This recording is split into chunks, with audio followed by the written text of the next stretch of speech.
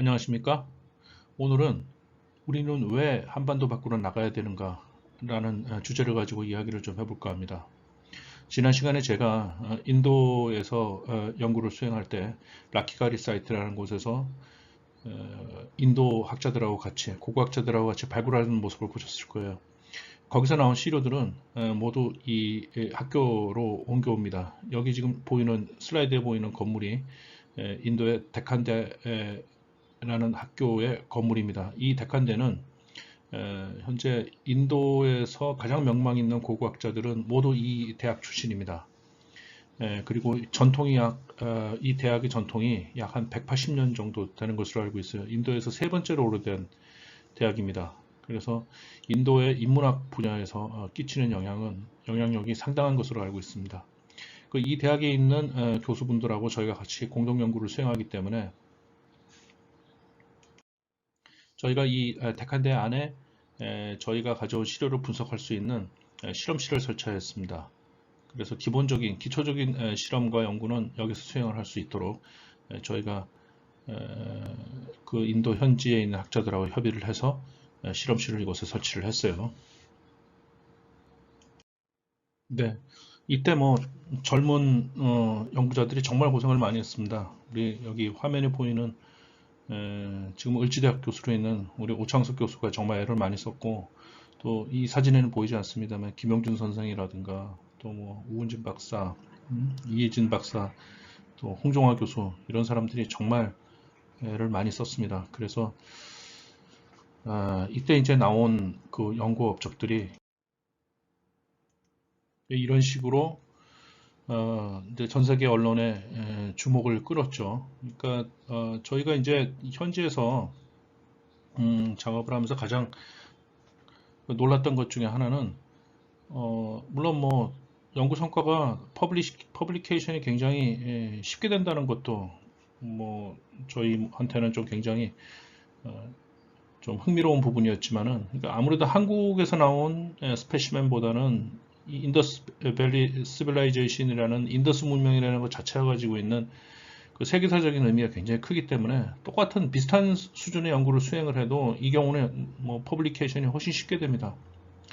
물론 그것이 이제 우리나라의 어떤 문화재적인 가치가 뭐 낮다든가 이에 비해서 낮다든가 이런 의미를 이야기를 하는 것은 아니고, 쉽게 얘기하면 학자들 사이에서도 보다 더 관심을 가진 부분이 있고 그렇지 않은 부분이 있는데, 아무래도 우리나라에서 나온 어떤 그 시료라든가 이런 경우에 비해서는 아무래도 이런 인더스 문명이라든가 이런 쪽에 대해서 가지고 있는 학자들의 관심이 훨씬 더 클 수밖에 없거든요.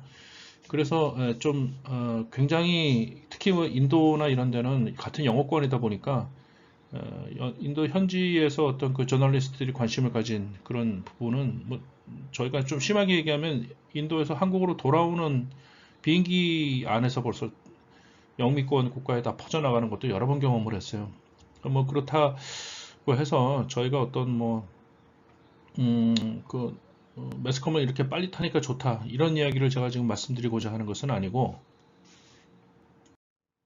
네, 요것은 이제 저희가 그 라키가리 저희 현지 사이트 드론을 이제 촬영을 한 이제 사진입니다. 위에서 뺑뺑뺑 돌고 있죠. 저희 촬영을 하고 있는 거예요, 매일매일. 또 하나의 두 대가 있었기 때문에 위에서 이제 아래쪽에 있는 드론을 찍은 동영상이죠. 그래서 아까 앞에 부분 제 얘기 말씀을 계속 드리면은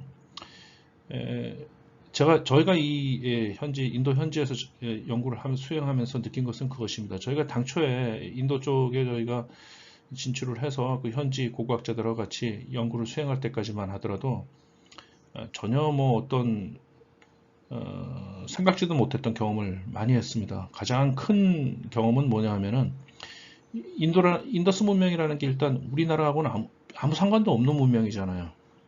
그러니까 저희가 이 인도로 들어간다고 했을 때 사람들한테서 가장 많이 들었던 질문이 뭐냐 하면은 그 인도가 한국하고 무슨 관련이 있느냐는 질문을 가장 많이 받았어요. 실제로 저희는 인더스 문명 자체로 가지고는 한국에서는 이 연구가 시작할 때부터 끝까지 결국은 뭐 이 연구 자체를 주제로 해서는 연구비를 받지를 못했습니다. 받지를 못했고, 이 연구 자체는 내셔널 지오그래픽 지원으로 들어갔어요. 제가 제 이름으로 신청을 해서 내셔널 지오그래픽에서 많지 않은 돈이지만은 서포트가 있어서 그 돈으로 가지고 저희가 이제 들어가서 현지에서 작업을 해서 연구가 수행이 됐는데, 저희가 이 작업을 수행하면서 느낀 것은 그것입니다. 어떤 한국 학자들 같은 경우에는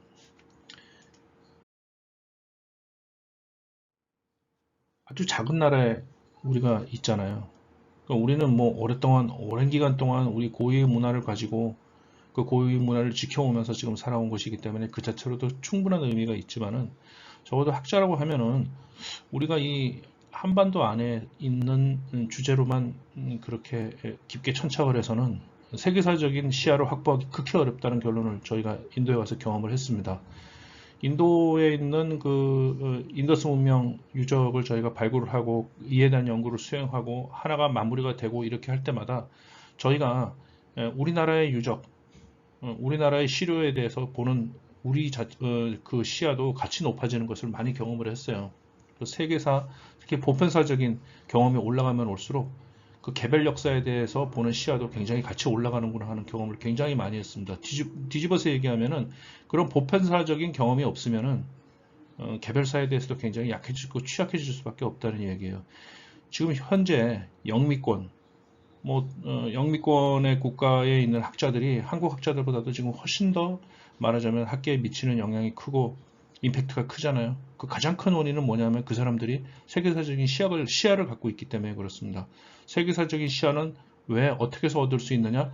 결국은 그 사람들이 그만큼 자기들하고는 직접적인 관련이 없는 무관한 역사까지도 인류 보편사라는 관점에서 연구를 자기 나라 역사의 연구하고 똑같은 정도의 비중을 두고 연구를 수행을 했기 때문에 가능한 거예요.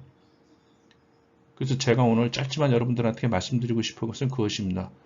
우리 후속 세대 연구자들은 우리처럼 이렇게 좁은 나라에서 고립되어서 또 우리끼리만 이렇게 연구하고 이런 거를 계속해서 물려줄 수는 없는 거 아니겠어요? 그 사람들도 세계사적인 시야를 가지고 보편사적인 관점에서 다른 나라 연구자들하고 어깨를 나란히 하고 경쟁을 하고 또 그 능력과 그 시야를 가지고 우리 역사를 다시 볼 수 있게 할 때, 그때 그 사람들 우리나라 학계의 그 위상이라든가 아니면 능력이 그만큼 더 나아지는 것이 되겠죠. 제가 말씀드리고 싶은 것은 그것입니다. 젊은 사람들이 한반도 바깥에서, 우리나라 바깥에서 연구를 수행할 수 있도록 그 연구의 주제가 한국하고 무슨 관련이 있는가 묻지 마시고 인류사의 보편적인 가치, 보편적인 문제의식을 가지고 수행하는 연구라면은 연구를 지원을 해 주십시오. 저야 이제 앞으로 많이 남지 않았습니다만은 젊은 사람들은 앞으로 한국사에 대한 관심, 한국의 문화에 대한 관심, 한국의 인류학에 대한 관심 못지않게 다른 나라 밖의 주제에 대해서도 본인들이 하고 싶은 만큼 충분히 연구를 할 수 있게 국가에서 지원을 해줄 수 있다면 그 사람들은 보다 높아진 안목을 가지고 한국사를 연구를 함으로써 아마 우리들 그 부분 분야에 지원된 세금의 가치를 그 세금의 지원을 보답할 것이라고 저는 생각을 합니다. 네, 오늘 여기까지 하겠습니다. 신동훈이었습니다.